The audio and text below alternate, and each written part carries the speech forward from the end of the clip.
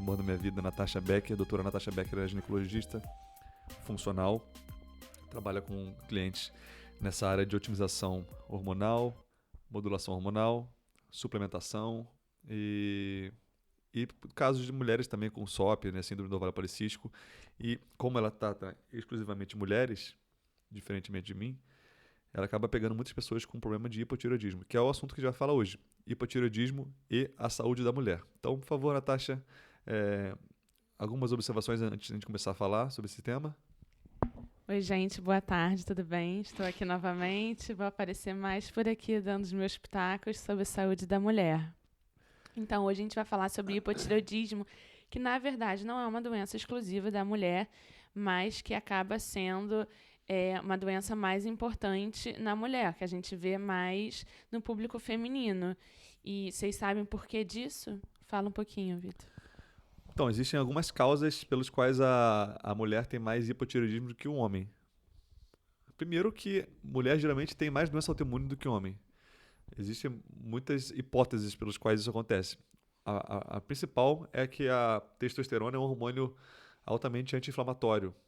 E dizem que, pelo homem ter muito mais testosterona do que a mulher, o fato de ter testosterona impede que ele tenha inflamação crônica no homem. Isso é uma coisa. Mulheres também tem o fato delas menstruarem. E por elas menstruarem a cada 28, 30 dias, elas perdem sangue. Perdendo sangue, elas perdem ferro, que está na composição da hemoglobina, na hemácia, na célula do sangue. E por perderem ferro, o ferro é um mineral essencial na estrutura dos receptores do hormônio tiroidiano, que é o T3. Então, se você não tem ferro, se você tem baixa ferritina, que é o melhor exame para você avaliar os níveis de ferro do seu corpo, se você não tem ferro o suficiente, a mulher, principalmente que menstrua, ao invés de menstruar 3 dias, ela menstrua 5, 6, 7 dias, alto fluxo, ela perde mais ferro do que o normal. E ela vai ter menos depósito, menos acúmulo de ferro. E aí, mesmo tendo hormônios tiroidianos normais, os receptores de T3 não vão estar otimizados, não vão estar bem estruturados, porque eles precisam de ferro. Sem ferro, o receptor não funciona. E aí, não funciona o receptor para tireoide, e aí a pessoa tem sintomas de hipotireoidismo. Esse é o principal motivo. Sim, eu diria que o principal motivo dele ser mais visto em mulheres é principalmente por essa questão autoimune. Porque, assim, a gente não tem casos de bócio endêmico, aqueles casos de... Quer dizer, não tem, a gente vê pouco, né? Aqueles casos realmente de falta de iodo, né? O que a gente vê bastante é esses casos relacionados à autoimunidade, que, assim, explicando bem leigamente, a questão da autoimunidade na mulher é mais importante, porque se você pensar evolutivamente que a mulher, o corpo da mulher foi programado, enfim, para essa questão da reprodução, uma vez que a mulher, enfim, ao conceber um feto, ela precisa ter uma imunidade mais sensível para que de certa forma, aquele corpo estranho que não nasceu com ela não seja atacado. Então, por isso, a questão da autoimunidade da mulher é muito mais sensível do que no homem. O homem não passa por esse processo de ter um feto, um outro corpo dentro de si, que você tem que ter uma imunidade ali equilibrada para que, enfim, não seja atacado aquele corpo novo e nem aquele produto ataque o corpo da mulher, né? Então faz sentido, né, essa questão da gravidez. Por isso que muitas mulheres também desencadeiam o processo de hipotireoidismo depois da gravidez também. Sim, né? Na verdade, por isso que a gravidez é um estado de imunossupressão, né? Um estado que a imunidade fica diminuída, né? Porque o sistema imunológico tem que ficar mais baixo, né? Um pouco menos defensivo para não ter efeitos com aquele feto, né? Mas voltando ao assunto, né, de hipotireoidismo, então é uma doença prevalente, né? 4 a 10% da população tem 4 a 10%? Isso. Tem hipo ou clínico ou subclínico, né? E como a gente falou, principalmente em mulheres, sendo que dentro dessa faixa de mulheres, principalmente em gestantes e na menopausa, no período da menopausa também. A glândula tireoide é uma glândula que fica na frente aqui do nosso traqueia, na parte da frente do pescoço. Você pega aqui os homens que tem o gogó, o gogózinho, um pouquinho abaixo do gogó, tem uma glândula tamanho no formato de uma borboleta. Ela tem tanto o lobo direito quanto o lobo esquerdo e tem o meio dela, que seria o corpo da borboleta, que é o istmo. E ela é uma glândula muito importante, porque ela produz diversos hormônios e atrás dela existe a paratireoide, que são 4 pequenas glândulazinhas que produzem o paratormônio.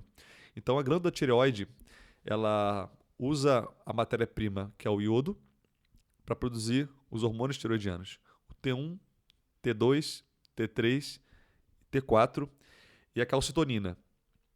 O T1, T2, T3, T4, esse número vem de acordo com a quantidade de iodo que aquele hormônio tem.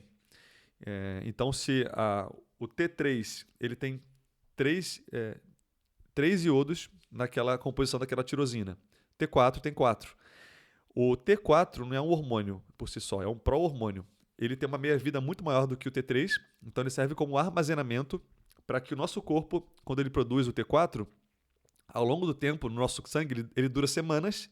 E aí, quando nosso corpo transforma, através de algumas enzimas chamadas deiodinases, o T4 em T3, o T3 tem meia-vida de horas. E aí o T3, que é o hormônio ativo, é o T3 que dá todo as funções da tireoide. E as funções da tireoide é o quê? A tireoide funciona como se fosse a casa de força, a casa de metabolismo do nosso corpo.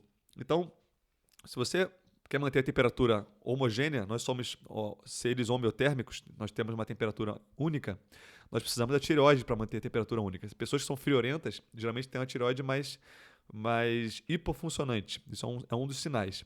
A tireoide confere o nosso metabolismo. Então, pessoas que têm uma tireoide hipofuncionante têm dificuldade de emagrecer. Pessoas que têm tireoide hiperfuncionante, que têm hipertireoidismo, tireoidite de Graves, elas emagrecem muito fácil. A tireoide, quando está hipofuncionante, alguns sintomas, ela faz aumentar a queda de cabelo. Então, mulheres têm muita queda de cabelo, muitas vezes é por causa do hipotireoidismo. Ela também faz a pele ficar ressecada, a unha quebradiça, a pele ressecada, ganho de peso, aumento da pressão arterial. Então, eu acho também importante frisar, tudo isso a gente já ouviu falar, né? Mas eu acho que tem algumas outros sintomas interessantes que muitas vezes a gente não liga. Por exemplo, a voz um pouco mais grossa, às vezes casos de cefaleia, casos também de síndrome do túnel do carpo. Explica um pouquinho o que é síndrome do túnel do carpo. Também está bem ligada à mulher. É um pouquinho, a pessoa que tem aquela sensação de dor na mão, fica com a formigamento, mão... né? Enfim. E uma coisa bem interessante também, um sintoma importante, são sintomas de depressão. É muito comum a depressão estar ligada ao hipotireoidismo, a ponto de que se diz para quando se você não tem histórico e começa um quadro de depressão numa fase, né, mais adiante da vida, é sempre importante pesquisar a tireoide, porque seria uma causa, né, tratável, mais fácil. Né? Pessoas com sintomas depressivos, até mesmo sonolência, fraqueza, preguiça, essa falta de iniciativa, tudo isso podem ser sintomas de tireoide hipofuncionante, hipotireoidismo. E em relação a causas, existem muitas causas que estão relacionadas ao hipotireoidismo. E grande parte dos motivos, eu falei que é a questão da mulher, a Natasha falou, né, a questão da doença autoimune. Outra causa é a questão do ferro, a mulher perde ferro ao longo da vida, principalmente mulheres que são veganas ou vegetarianas e evitam comer carne vermelha, que é a maior biodisponibilidade de ferro que a gente pode ter é nas vísceras, é no fígado e é na carne vermelha. Se evitar esses alimentos, se você não comer esses alimentos, você vai ter uma maior deficiência de ferro, mesmo se você estiver menstruando ou não. Outras causas bem comuns é pelo fato de que o iodo, que é o hormônio que a tireoide usa para fazer os hormônios tireoidianos, ela usa o iodo, só que se você tiver excesso de acúmulo de flúor, de cloro ou de bromo, que na cadeia periódica... Você fala cadeia periódica mesmo? Sim. Cadeia periódica, né? Tabela periódica. Tabela periódica. No grupo dos halógenos, naquela família 7A, você tem ali o flúor, o cloro, o bromo, depois vem o iodo. O iodo é uma molécula, um átomo maior do que esses outros, só que é da mesma família. Só que na química inorgânica, existe o conceito que é o Bulling do tamanho do átomo. Quanto maior o átomo, mais bobão ele é. E o iodo é um átomo grande. Então, quando você tem aporte no seu corpo de flúor, de cloro ou de bromo, você acaba tirando esse iodo da tireoide e a tireoide acaba achando que está usando iodo, mas não está usando o bromo, ou o cloro ou o flúor no lugar do iodo e produz hormônio. Só que aí faz o hormônio reverso, que é o T3 reverso, que é um hormônio parecido com o T3, molecularmente falando. A molécula é bem parecida, age nos mesmos receptores do T3, só que ele age de forma completamente oposta. Tudo que o T3 faz, ele faz o oposto. Então é como se fosse Pra quem é nerd, o Homem-Aranha e o Venom. São parecidos, só que um é o inimigo do outro. E o T3 reverso, ele aumenta, é o hormônio que aumenta, por exemplo, no urso. O urso vai hibernar. Ele fica 2, 3 meses durante o inverno sem comer nada. Ele não quer perder gordura, ele não quer catabolizar. Ele não quer emagrecer. Ele quer ficar um tempo sem comer, porque não tem comida, mas não quer emagrecer. Ele aumenta muito o T3 reverso, e aí ele dorme durante 2, 3 meses seguidos, não emagrece, não come nada, e tá tudo certo. Ele fica extremamente sonolento. Uma pessoa quando está numa UTI extremamente grave, o T3 reverso sobe muito, porque ela precisa ficar parada para o metabolismo ficar bem, bem baixo, para que ela possa permitir que o seu corpo combata uma infecção gravíssima, por exemplo, no caso de uma UTI. O que é legal também li sobre isso, que na gravidez, por exemplo, a placenta também tem essa mesma enzima que faz essa conversão, que é a desiodase 3, né? Que forma o T3 reverso. A placenta também tem essa enzima, e por isso na gestação aumenta também o T3 reverso, o que explica, claro, um pouco, não exclusivamente, mas também esse aumento do sono, da sonolência, cansaço também na gestação. E por isso também que as mulheres que têm hipotireoidismo na gestação, a tendência é cada vez precisando de uma dose maior, porque essa metabolização vai aumentando conforme, né, vai aumentando a placenta, vai andando a gestação. Existem alguns exames que você pode fazer para diagnosticar, para saber se você realmente tem hipotireoidismo ou não. Existem exames básicos que todo médico faz e exames um pouco mais específicos que médicos dessa área funcional fazem e outros não fazem. Os básicos, existe ali o TSH, que é um hormônio que não é produzido pela tireoide, é produzido pela adenohipófise, e a adenohipófise produz em resposta ao funcionamento da tireoide. Então, se a tireoide funciona demais, o TSH diminui, porque você não precisa estimular mais ela. Se a tireoide funciona de menos, a tendência é que esse TSH aumente. Por isso que, muitas vezes, a pessoa com hipotireoidismo já clínico, esse TSH sobe. Ele passa do limite da normalidade, que seria 2,5, mais ou menos, dependendo do laboratório. Ele sobe mais do que isso. E aí, muitas vezes, o médico tradicional verifica que a tireoide está com hipotireoidismo porque o TSH subiu, que é o hormônio da adenohipófise que produz em resposta aos hormônios tiroidianos. Existe também o T4 livre, que é o T4 que está efetivamente livre da globulina que carrega ele. Tem o T4 total, tem o T3 livre, que é o T3 que está livre da globulina, e o T3 total, que é a soma do T3 livre com o T3 que está ligado à globulina, que é a globulina carregadora de hormônios da tireoide. Então, idealmente, um médico tradicional, geralmente ele pede o TSH e o T4 livre. E o T4 livre, só. Mas vocês que estão me ouvindo aqui no podcast já estão sabendo que não bastam esses exames. Esses exames ainda são muito, muito pouco perto do que você pode saber da sua tireoide. E quanto mais dados você tiver dela, melhor. Até porque tem alguns casos, por exemplo, legal lembrar que, por exemplo, sobre a conversão do T4 para T3, mais ou menos 80% do T3 vem dessa conversão do T4 para T3, e para isso acontecer precisa de uma função hepática e renal boas. Então, às vezes, você vai ter um T4 bom, mas às vezes com algum problema hepático ou renal, você não vai ter uma boa conversão para T3. E aí, pedindo só um TSH com T4, um T4 vai vir bom, mas o T3 não vai estar legal. Por isso que existem dois principais tipos de hipotireoidismo, né? O hipotireoidismo tipo 1, que é o hipotireoidismo por causa da tireoide mesmo, que ela funciona de menos. e é um novo tipo de hipotireoidismo, que é o hipotireoidismo tipo 2, como se fosse uma resistência periférica do seu corpo à conversão do T4 em T3. A tireoide até produz hormônios normais, produz quantidade de T4 total normal, só que a conversão por essas enzimas que a Natasha falou, que é a deiodinase 1 e 2, está reduzida. E aí isso diminui a quantidade de T3 livre, que é o próprio hormônio que funciona na tireoide. E se você tem uma menor conversão do T4 em T3, mesmo que você tenha uma produção total pela tireoide normal, você não consegue transformar esses hormônios tireoidianos em T3 ativo, que é o hormônio que vai funcionar mesmo no seu corpo. E aí você tem sintomas de hipotireoidismo mesmo tendo uma produção normal, que é o hipotireoidismo a nível periférico. É como se fosse um diabetes tipo 2. É uma resistência na conversão. E essa enzima funciona de uma forma menor, essa enzima que transforma o T4 em T3, funciona menos por diversos motivos, por N motivos. Ganho de peso, às vezes você usa um remédio antidepressivo, às vezes você usa um remédio beta-bloqueador, às vezes você usa uma estatina, remédio para baixar o colesterol.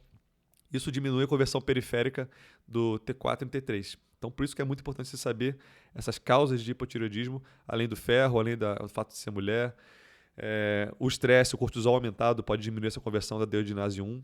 Então, isso são coisas que podem afetar. Mas outros exames que a gente pode verificar, além do T4 livre, T4 total, T3 livre, T3 total, TSH, são os anticorpos. O anti-TPO, são anticorpos que o próprio corpo produz que atacam a tireoide, que vão inflamar a tireoide. E muitas vezes você verifica que esses anticorpos estão aumentados mesmo antes de aparecerem sintomas. Você consegue determinar que essa pessoa pode desenvolver um hipotireoidismo daqui a 5, 10, 15 anos. Dr. Thomas O'Brien, no livro The Autoimmune Fix, ele fala sobre isso. Muitas vezes você tem um aumento dos anticorpos sem ter nenhuma alteração nos hormônios. E aí, daqui a 10 anos, aí sim aparecem alterações na produção hormonal. E aí você consegue verificar que, observando o aumento desses hormônios, o anti-TPO, ou antitireoglobulina, ou TRAB, são anticorpos que atacam a tireoide.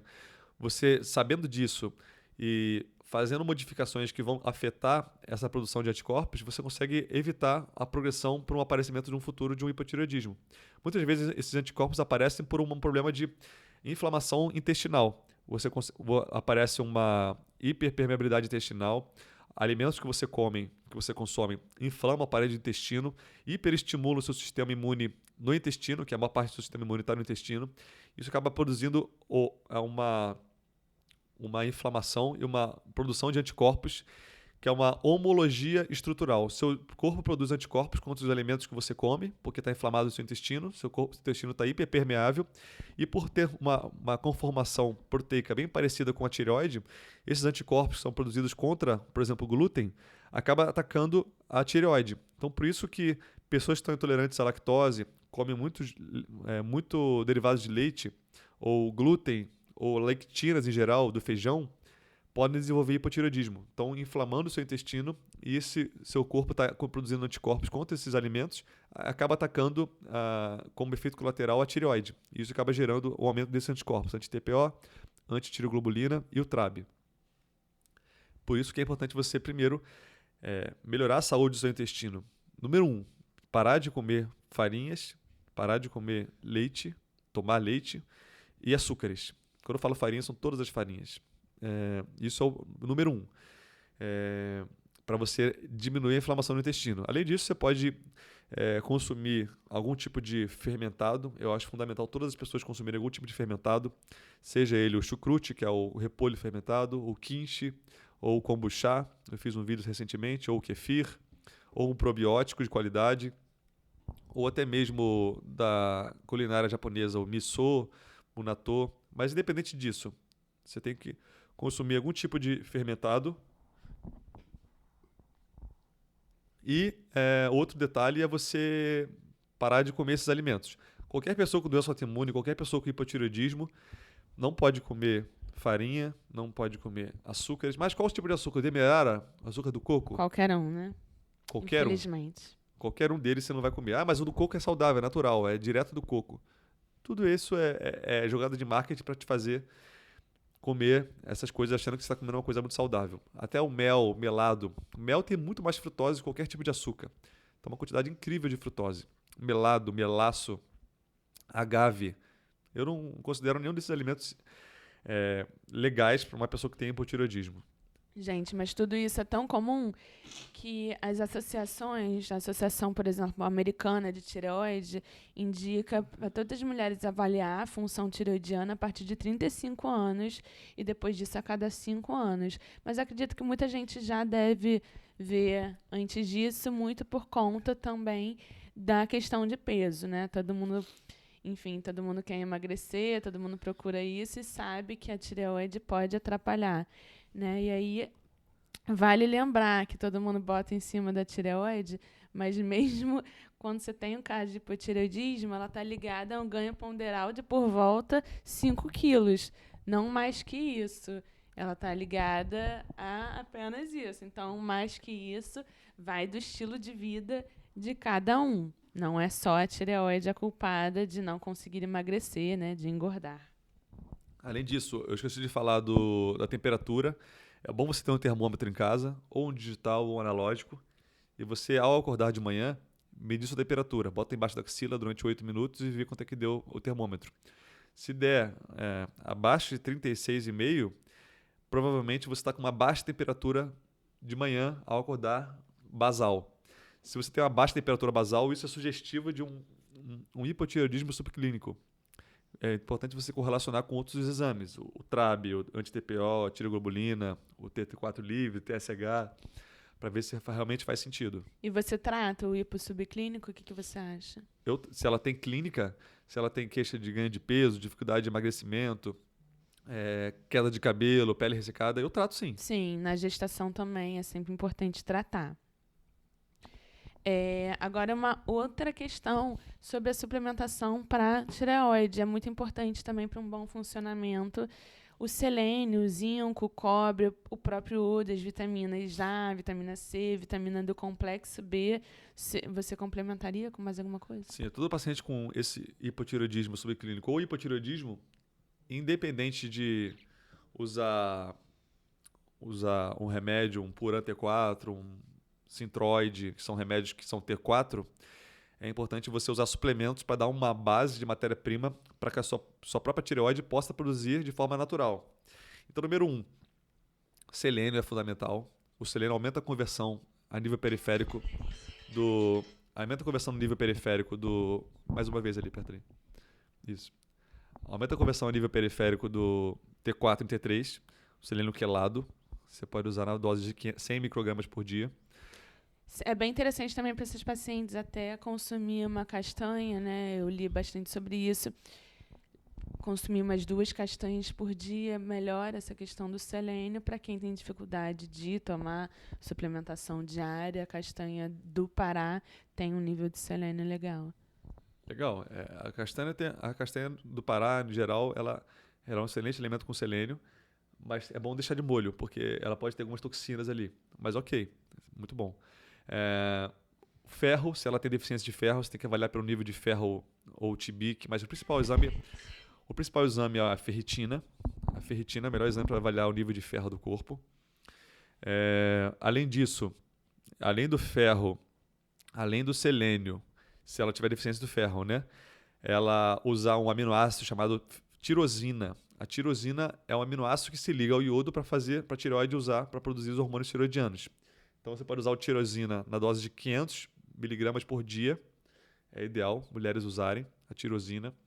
Além disso, estou pensando aqui de cabeça. O zinco, cobre. O zinco é importantíssimo. O zinco, uma dose maior que 20 miligramas para a mulher, pode dar um pouco de desconforto abdominal. A pessoa se sente meio enjoada. Então, eu não passo de 15. Já usei muito de 30, mas hoje em dia eu uso 10 a 15 miligramas de zinco quelado. Cobre é interessante. A proporção entre zinco e cobre é mais ou menos de 15 para 1. Então, se você usa 15 miligramas de zinco, usa 1 ou meio miligrama de cobre quelado também é interessante. Selênio, zinco, cobre, ferro, tirosina, esses são os mais importantes. Além disso, se você for usar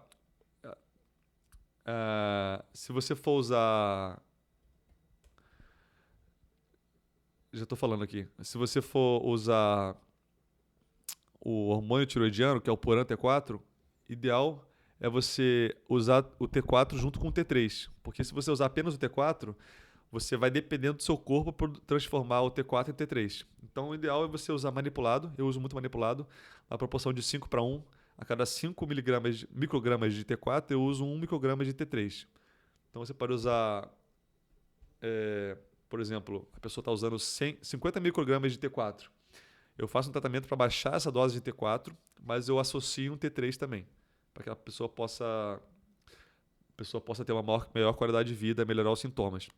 Eu acompanho sempre pela temperatura basal ao acordar e pelos exames. O TSH, o T4 livre, o T3 livre.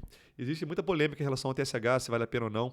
À medida que a pessoa envelhece, à medida que ela vai envelhecendo, a hipófise passa a produzir menos. Então, essa resposta do TSH é menos importante. Então, quanto mais idade, menos importante é para mim o TSH.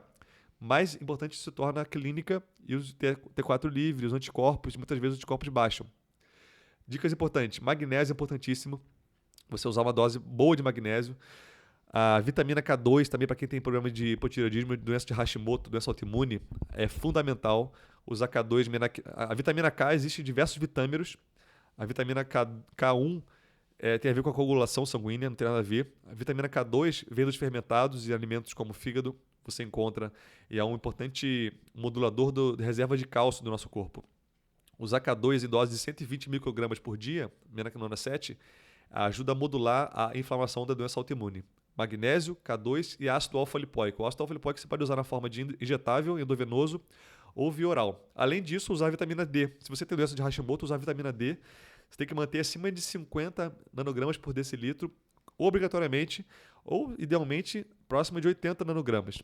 Porque a vitamina D em altas doses, como o protocolo de Coimbra fala, ela é um poderoso anti-inflamatório e é um poderoso aliado nas doenças autoimunes. E evitar aqueles fatores que, como a gente falou, que inibem a enzima da conversão, né? Então, o estresse, intoxicação por metais pesados, bebida alcoólica, a deficiência desses minerais, dessas vitaminas que a gente já falou. Acho que esses seriam os principais. Existem várias formas de você fazer um detox de metais pesados. É importante você variar isso também com o seu médico. Eu faço alguns protocolos lá na clínica também. Você pode fazer por frequencímetro, usar um aparelho que joga frequência, ou você pode fazer através de uma alimentação, ou você pode induzir uma diarreia no paciente. Independente da forma, o ideal é você fazer algum tipo de detox ou uma quelação de metais pesados para que você possa diminuir a quantidade de flúor, de cloro, de alumínio, de chumbo, para que a tireoide possa funcionar de forma otimizada sem esses elementos que estão atrapalhando ela. Gente, agora a gente vai terminando esse podcast. Eu vou dar aquele meu pitaco final sobre a saúde feminina. Então, assim, o hipotireoidismo é uma doença bem importante, tanto na mulher na fase ginecológica, quanto na fase obstétrica, né? Na parte ginecológica, na mulher não grávida, o hipotireoidismo pode estar ligado à alteração menstrual. Ele pode ser causa de um sangramento mais aumentado, um sangramento assim aumentado tanto por um fluxo aumentado, quanto em dias, né? Então, nesses casos de irregularidade menstrual, esses casos de sangramento que mudou de característica, é legal ver como anda a tireoide. Outra coisa, o hipotireoidismo ele pode estar ligado a um aumento da prolactina. E esse aumento da prolactina também pode ser causa de irregularidade da menstruação, pode ser causa de amenorreia, que é quando a menstruação para de vir, e pode ser causa também de galactorreia, que é quando existe a secreção láctea pelas mamas. Então, tudo isso também está ligado ao hipotireoidismo. Além disso, uma coisa que também pouca gente sabe, mas que também pode ter ligação, o hipotireoidismo também pode ser causa de diminuição da libido. Então, nesses casos também é importante pesquisar a tireoide, porque seria uma causa fácil de tratar, né? Se a pessoa está em acompanhamento médico adequado. Além disso, também a infertilidade, assim como eu falei na semana passada, que a vitamina D era uma coisa importante de se ver nesses casos da infertilidade. A questão da tireoide também é importante. Ela também está ligada a causas de infertilidade por questões de anovulação e tudo mais. Outra coisa, nas adolescentes, ela pode ser a tireoide, o hipotireoidismo, né? Pode ser causa de retardo do desenvolvimento sexual puberal. Então, aquela menina que demora a ter o desenvolvimento sexual é uma das coisas para se pesquisar a questão da tireoide, tá? E por último, nas mulheres grávidas, na gestação, o hipotireoidismo ele é causa de N complicações. Por exemplo, uma pressão alta, um feto com menor peso, abortos espontâneos de repetição, é causa também de malformações, de parto prematuro, de hemorragias, de pré-eclâmpsia.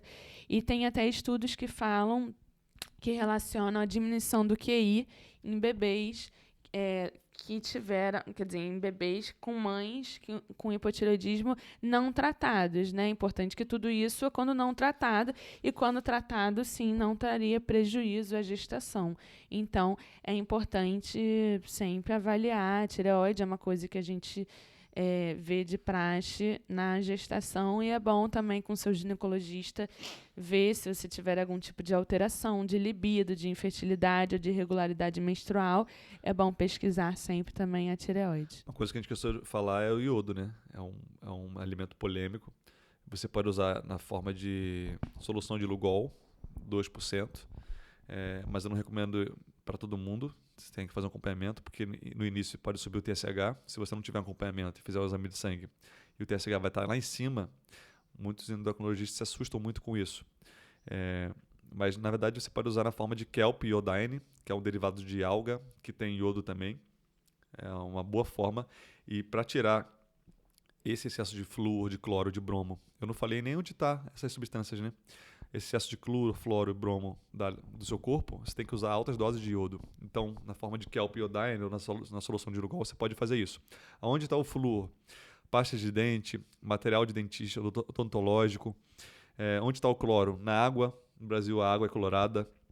Se você toma banho de água quente, você, pelo vapor da água, você absorve o cloro pelos poros da sua pele. Onde está o bromo? Fermento de pão, bolo. Sauna úmida. Por isso que eu só faço sauna seca. Eu faço sauna seca, não úmida. Então, você tem que evitar esses lugares. Bom ar, cheiro de carro novo. Material anti-incêndio de avião. Então, se você viaja muito de avião, você tem muito bromo ali. Para não pegar fogo o avião, eles botam bromo na substância, no revestimento do avião interno. No fermento, né? Fermento de bolo, fermento de pão. Todo mundo come esses alimentos, tem muito bromo. Então, quanto mais você come esses alimentos, a água florada, a piscina com cloro. No Brasil tem cloro. Se você for para os Estados Unidos ou para a Europa, tem muitas piscinas que já são ozonizadas, não são com cloro. Então, tem muitos detalhes que você tem que tomar cuidado, porque se você der bobeira, você vai acabar acumulando cloro, bromo e flúor no seu corpo e vai acabar desenvolvendo hipotireoidismo secundário a essas intoxicações. O recado final é isso: iodo, evitar cloro, flúor e bromo, selênio, zinco. Um alimento que tem todos esses elementos: fígado de boi come grama, idealmente, castanha do Pará, como a Natasha falou, tirosina, ferro, já falei zinco, já falei selênio. E o ideal é você emagrecer, diminuir, aumentar a quantidade de exercício físico. Quanto mais exercício físico, maior a conversão periférica de T4 em T3 nos tecidos periféricos, no seu sangue. Isso é importante. E ter hábitos saudáveis, né? Pegar sol, vitamina D em altas doses, magnésio, vitamina K2 e ácido alfa-lipoico são os suplementos aqui de forma bem prática para vocês aprenderem, conversando com o seu médico, o que vocês podem fazer para diminuir essa inflamação crônica. Muitas vezes você faz ultrassonografia, a sua tireoide está inflamada. Então, converse com o seu médico, converse com o seu ginecologista ou endocrinologista para vocês tratarem esse problema que é muito prevalente, mas pode afetar a qualidade de vida das mulheres e dos homens. Depressão, cansaço, sonolência, etc. Dessa vez a gente não deixou a caixinha de perguntas antes, então quem ouvir tiver perguntas, elogios, reclamações, sugestões, deixa um recadinho pra gente lá no Instagram ou aqui no podcast mesmo, que a gente vai tentando responder por esses meios. Então o seu Instagram? O meu, quem não segue, segue lá, é @ginecofuncional. Qualquer coisa, tudo junto. Gineco Funcional. Qualquer coisa, mandem mensagens por lá. E o meu, que eu boto as coisas lá, é @Dr. Vitorazini. Ficamos por aqui, senhores. Obrigado pela audiência. E não se esqueça de entrar no meu site, avaliar nosso podcast no iTunes, isso é muito importante para mim. E entrar no meu site e baixar a lista de compras, que eu fiz uma lista de compras separando gorduras, proteínas, temperos. Quem quiser baixar, só acessar drvitorazini.com.br, botar o seu e-mail lá. Lá, esse e-mail, eu vou mandar atualizações minhas, documentários que eu vi, livros que eu li, e você vai baixar a lista de compras. Ficamos por aqui. Abraço. Tchau. Tchau.